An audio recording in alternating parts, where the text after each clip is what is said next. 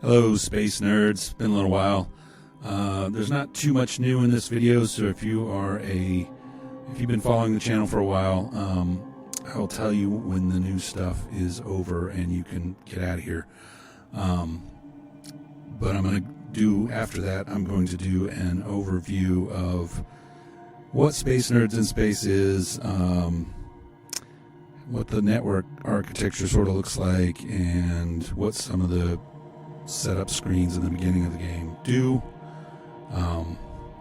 For now, here's something new. Now you can start the game just by doing that instead of by the command line like I usually do. Okay, so this screen is relatively new, although it was in the last video, and you see here you have buttons for starting the lobby server, starting the multiverse server, the SNIS server, and connecting your client to a lobby. The client is what's running right now. Stopping all the server processes, which I'll do that now. You can update assets, so I have a server holding a bunch of assets. You can go check for new assets. So we've checked for new assets. I don't have any new assets that I didn't already have. And then I have this options screen, which is new. This mostly has network options. So this game is meant to be played as a LAN game. The idea is you get everybody in the same room. Everybody has their own computer, and it runs one of the stations on your Starship bridge. So just imagine Star Trek. You got the big screen, the big projector showing out the front of the ship view, and you have somebody steering the ship and driving the ship, somebody shooting the weapons, somebody monitoring sensors, and so on and so forth. And that's how this game is meant to be played. You get a bunch of people in a room and you play Star Trek, and everybody has their little job to do, and you fly your spaceship through space and have adventures with your friends. But some people want to try to play this game over the internet, and who am I to say they shouldn't, even though that's not the way it's meant to be played.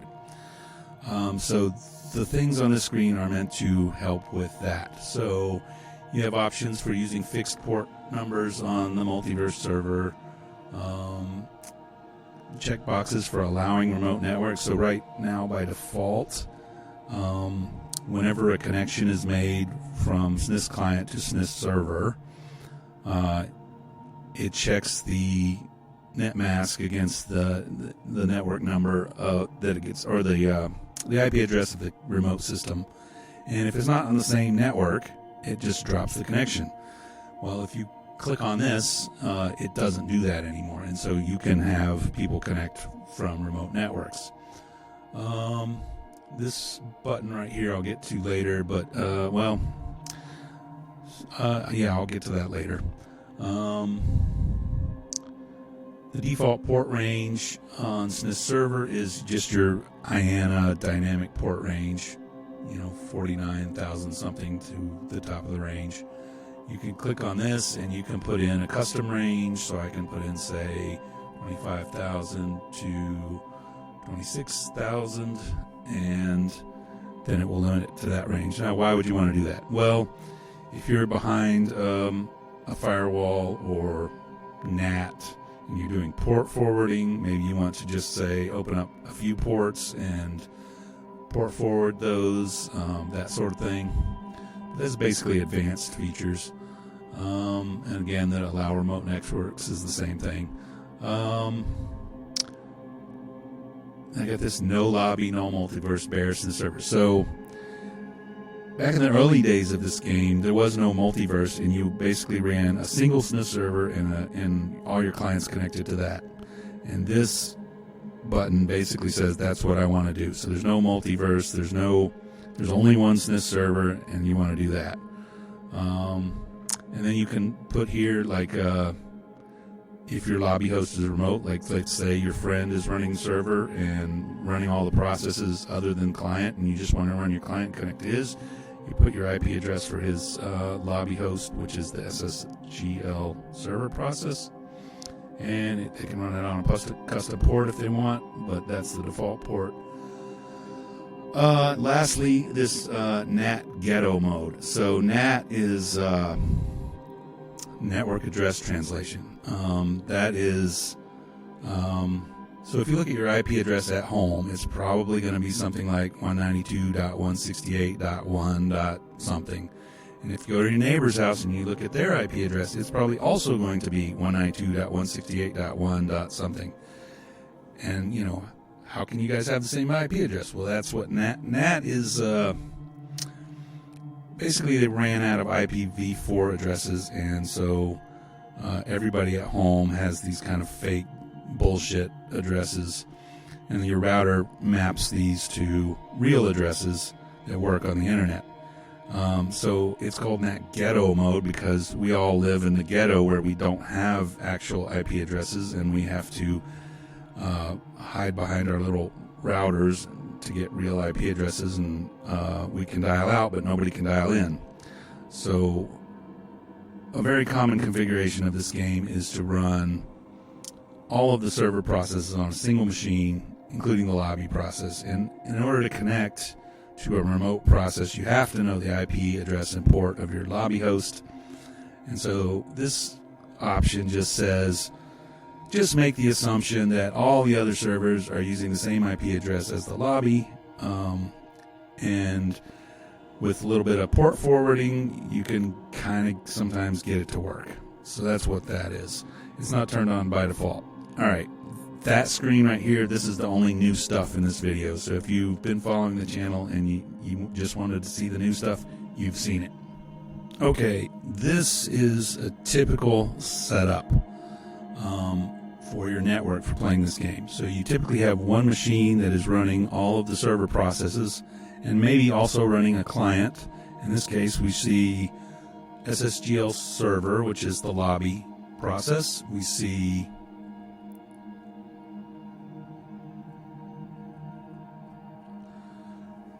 SNIS Multiverse, which I'll explain what that does in a little while. And we see a bunch of SNIS server processes. There can be, 4, 5, 6 of these.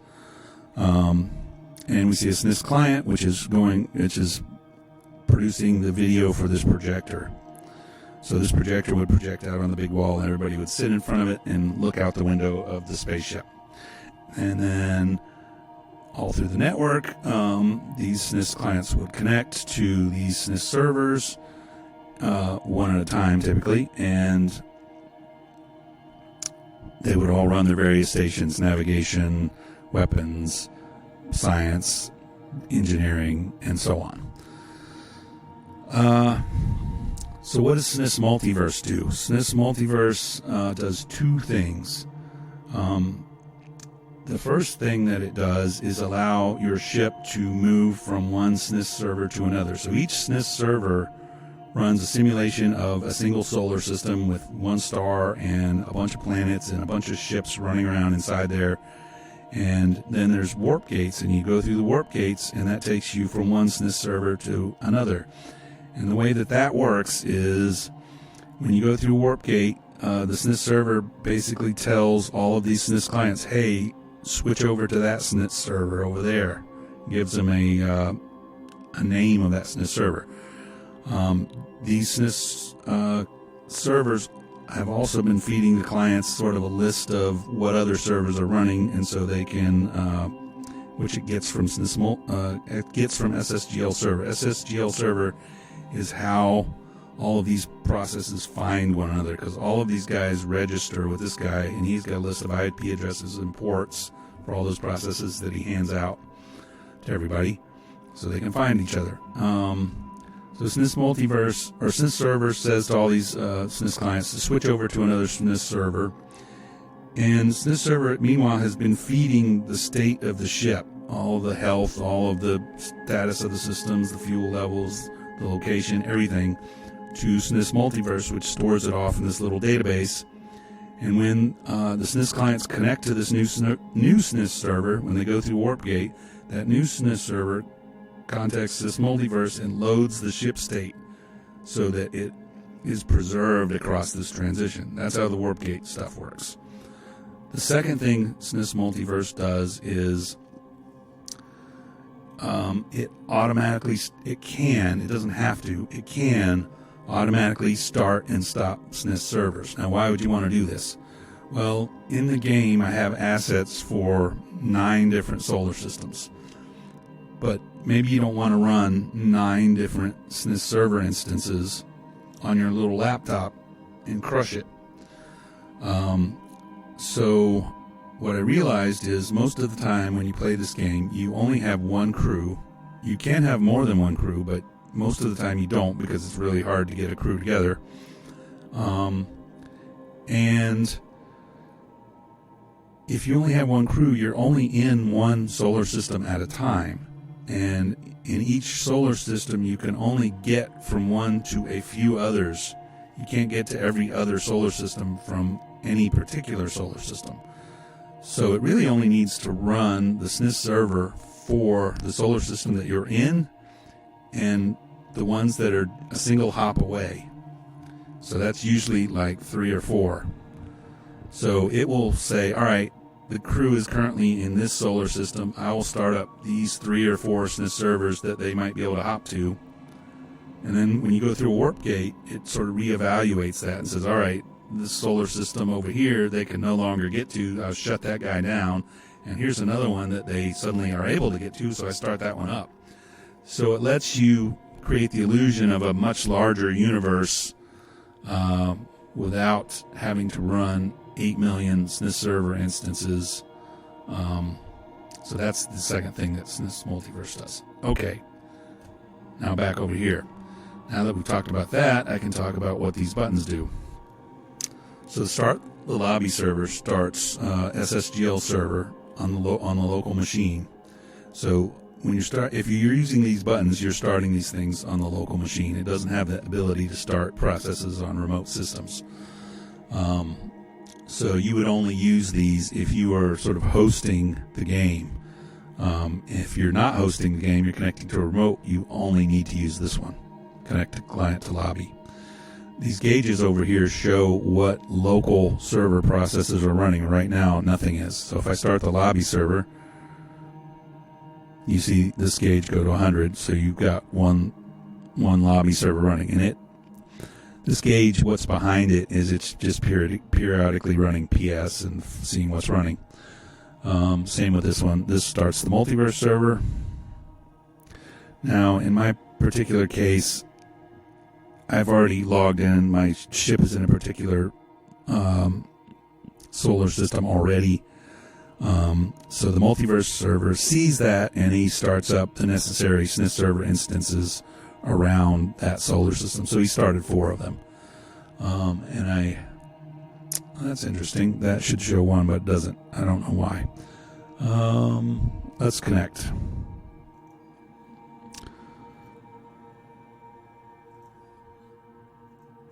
And these are the different SNIS server instances that are currently running on this system. And here are their IP addresses. And you see it is all 192.168.1.169, which is the address of my laptop. Now it has a second address here, which is just localhost.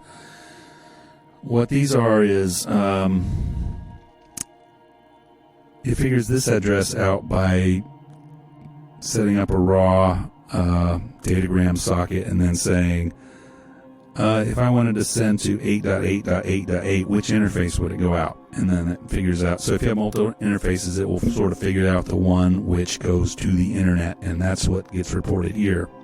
And this is figured out by your SNIS client and told to the lobby server, and then the lobby server is telling us back the same thing that we told it.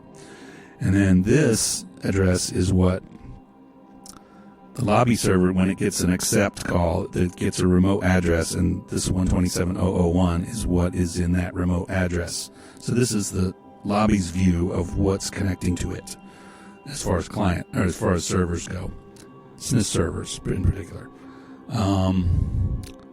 If you're behind NAT and going across the internet, you'll get different values here. You'll get like these bogus 192.168 addresses, or 172, or all these private network type addresses. And then in here, you'll get the real address, or the address of the router. And then the port, whether that's right or wrong, depends on if you've done port forwarding right, or your router works the way you expect it does. But let's not worry about internet playing. Let's just concentrate on LAN playing. This column is used to communicate 3D coordinates of these solar systems. So there's a little star map in SNIS client, and that star map is using these numbers to know where each star is relative to the others. This just tells the protocol. So if you have different, you compiled the game yourself and you're using different versions or whatever, if there's some protocol mismatch, then this will show up red. Like if your client is on older protocol, and this will show up red. And if you try to connect, it might work. It probably will tell you, no, I don't want to talk to you. And then these are the names of the solar systems and how many things are connected, I think. I haven't actually looked at this to see if it works, but let's go connect to the server. All right, this is the main view. So, as I said, this game is made to be played with many people in the same run, each with their own laptop, each doing their own station. But, of course, when you're developing the game, I don't have 8 laptops out on my desk, each one with one station. So each client is capable of showing all of the screens. And you can access them using the function key buttons at the top of your keyboard. So F1 is help, F2 is the navigation screen, F3 is weapons, F4 is engineering, F5 is damage control, F6 is science, F7 is comms, F8 is the main view, and F9 is the demon screen or game master screen. F10 is reload all the GLSL shaders. F11 is full screen or not full screen. F12 is push to talk voice chat system. So let's go through these screens. How does they work? Well, first of all, if you're just starting off, this stuff might all be turned off. So it might be like this. If you're just starting the game for the first time ever, and you got a brand new ship.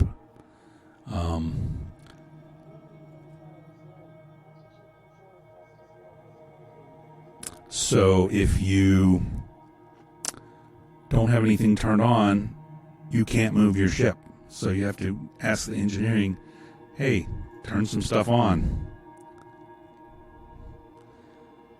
And now I can see, and I can rotate my ship with the arrow keys. I can yaw and pitch, and with Q and E I can roll. ASDW works.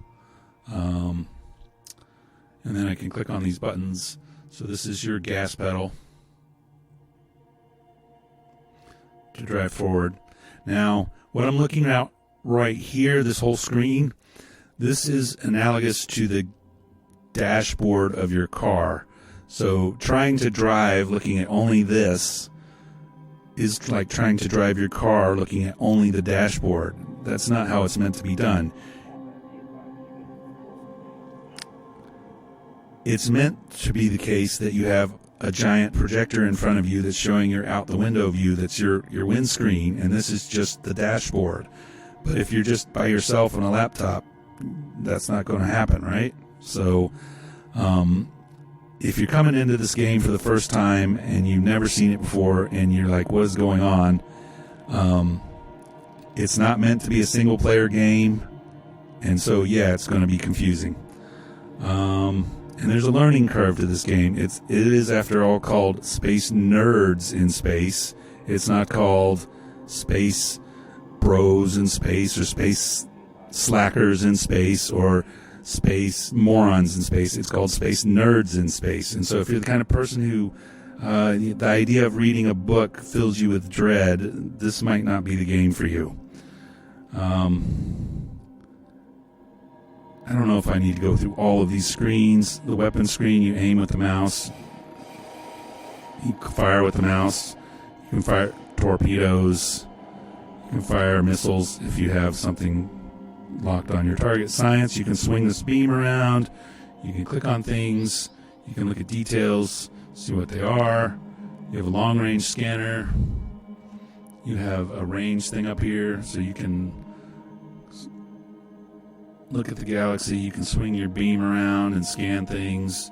You got a menu up here with things that you've scanned.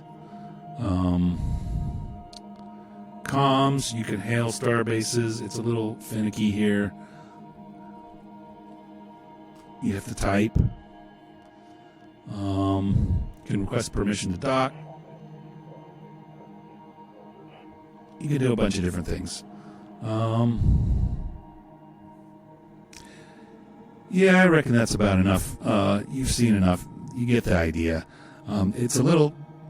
There's a lot of fiddly details. It's not the kind of game you just pick up and play like Candy Crush or something like that, okay? All right. I guess that's about it.